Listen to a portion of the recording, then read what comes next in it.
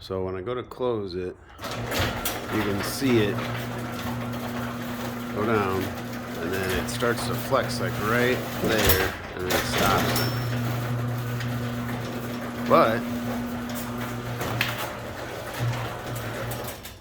if I just put my hand on it a little bit, it's fine. It doesn't even really take that much pressure. And you can see it but when it comes up, you can definitely see it flex